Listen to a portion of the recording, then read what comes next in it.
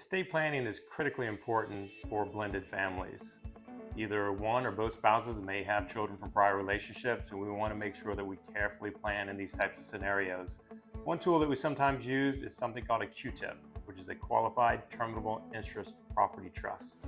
When one spouse passes away, certain assets will flow into this Q-tip, where the other spouse is the income beneficiary of the Q-tip, and then ultimately those assets will then pass along to the children of that first deceased spouse.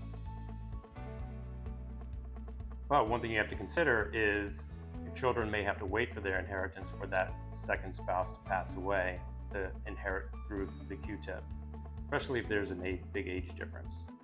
So you may want to consider passing along assets directly to the kids, whether that be life insurance, IRAs, again, depending on how old the children are. You can utilize trusts for that inheritance for those children as well. Because remember, if you leave everything to each other, the surviving spouse could change their estate plan if everything's not drafted properly, which could lead to the disinheritance of your children. Make sure that you're properly planning, getting qualified advice from an estate planning attorney.